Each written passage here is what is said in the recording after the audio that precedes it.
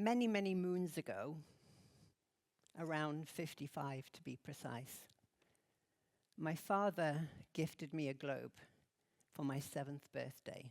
This is not the original globe. The original globe is back home in Yorkshire. This is my TEDx prop globe. Little did he know at that time, he was planting the seeds for many wild adventures. One of my favorite games with the globe was to close my eyes, spin it, and stop it with my finger. And I'm in the Pacific Ocean this time. If I was in the ocean, we'd talk about all the life below the waves, the whales, the dolphins, the fish, the crustaceans. If we landed in a country, we would have wild conversations about that country. What did people wear? What did they eat? Were there mountains? Were there forests? Were there oceans? Were there jungles? It was so much more exciting than my geography classes at school. More often than not, when we played Spin the Globe, that night I would have wild dreams. I was an intrepid adventurer.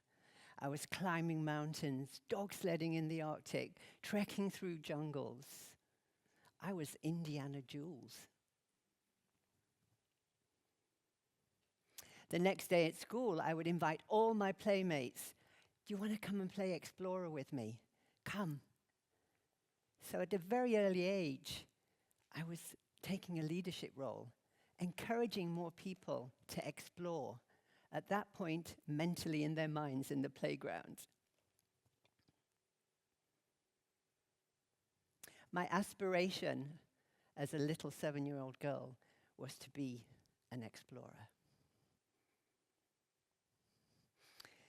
The years rolled by and reality set in. I studied hard at school. I got a place at Sheffield Hallam University to study sports science. I got a job as a fitness consultant. I saved to put a deposit down for a house. I got married. And eventually, I moved overseas to the Middle East. My life path at that point seemed to be taking on quite a conventional path, not quite the Indiana Jones type path I'd visualized at 7.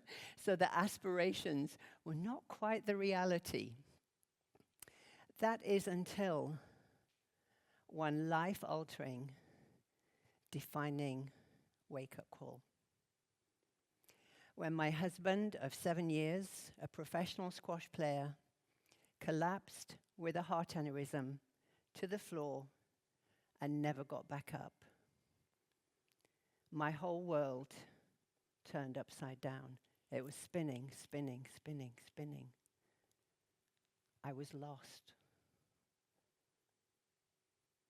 Thanks to my family and to my friends, I was able to eventually right my world and stop it from spinning. There were many tears, copious journal notes. I'm a big journaler, and I'm sure some of you are too. And a journey. 1 year after that life-defining moment, I had one of several bathroom mirror moments. Have you ever had those moments where you look in the mirror and you think, is this it? Or is it a soul tap that my father is whispering in my ear? Go explore. What happened to that little girl?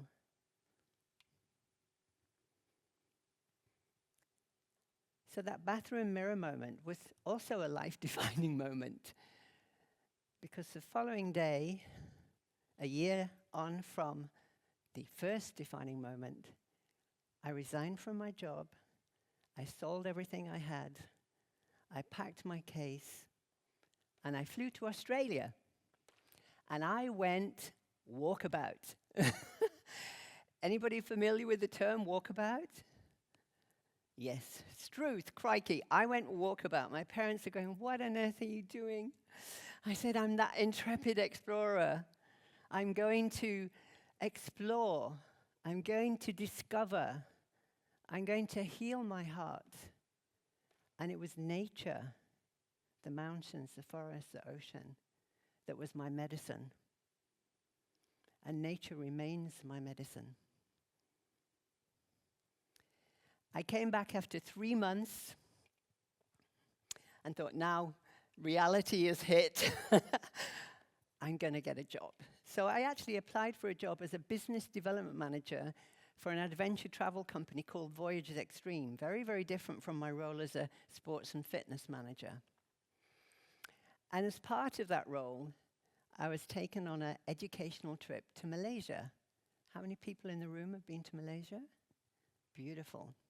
Selamat datang. It was on this trip that I saw a gorgeous mountain. And it whispered, Julie, come to me. And again, my father's voice, go explore. I asked the guide, how long does it take to climb that mountain? When's the best time to climb the mountain? He said it takes 3 days, it's 4,095 meters. A good time is April. There and then, I decided for my 40th birthday, I was going to stand on the summit of that mountain, Kota Kinabalu. The following year, 2002, was designated by the United Nations as International Year of the Mountain. What a perfect year to go and climb a mountain, right? I managed to persuade 5 of my friends to climb Kota Kinabalu. On the 7th of April, 2002, International Year of the Mountains, at 5:30 in the morning, I was standing on top of a mountain, feeling unstoppable, so powerful, so free, so alive. And that was 33 years to the date that my father gifted me that globe. I had an epiphany on top of that mountain. I'm on a mountain, I'm on a natural high. I'm going to start an expedition company called Mountain High, and I'm going to lead expeditions all around the globe. I literally ran down that mountain. I was so excited because I'd had this epiphany and suddenly it all made sense. I didn't have the courage to do anything with that until 1 year later when I took a team of 18 women to Everest Base Camp in Nepal. How many people have been to Nepal? I know Belinda has. Never-ending peace and love. Everybody needs to go to Nepal at least once in their life.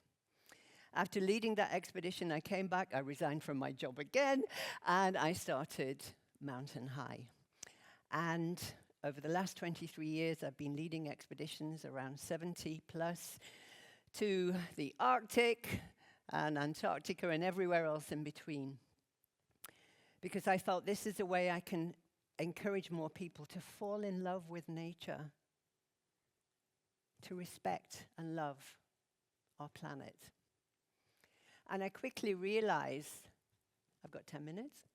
I've had 10 minutes. Oh, good grief. I quickly realized there was a huge difference between the aspirations for our planet and the reality, which is why I'm a huge advocate for taking care of nature so it can take care of us. I decided there and then that I was on a mission to give nature a voice, because I believe nature is speaking very loudly to us. Are we listening? We all want a cooler, greener, cleaner, more sustainable planet. But the aspirations, oops, I'm losing my headphone, the reality is quite different. How do we mind that gap? I think there are 5 traits that we need to mind the gap. We need to be optimistic, because the doom and gloom, yes, it's there, but we need to be optimistic. We need to focus on solutions. We need to be accountable. We need to be open and talk about this. Make it not a goal, but a choice to be more sustainable. We need to manage the stress. The people, planet, prosperity, I have a little adjunct on that, the 7 C's, not the seas that we sail. Clarity, where are we going?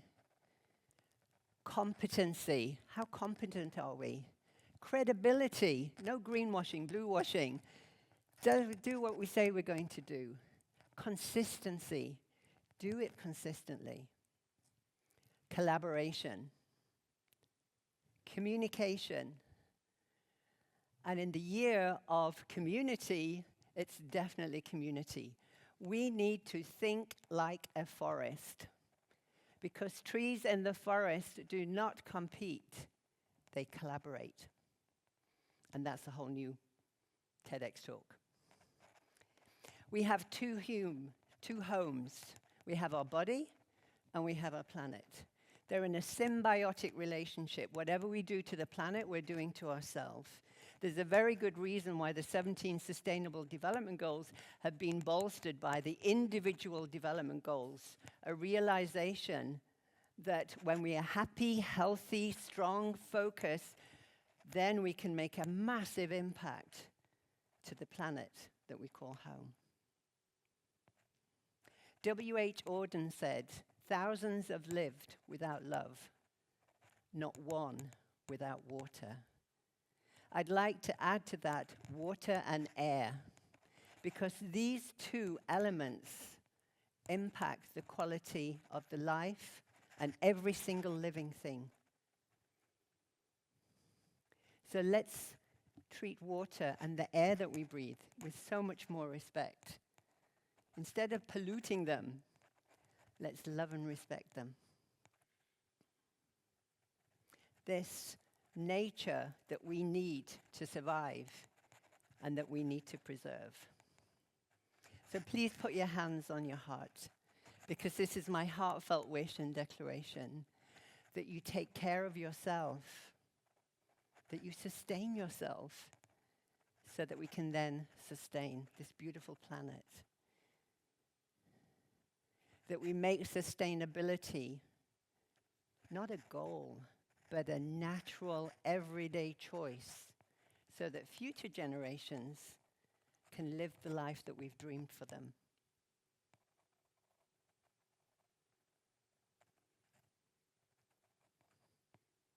Mother Nature needs us. Are you willing to step up? Are you willing to think like a forest and look out for every single living thing? Thank you so much. Namaste.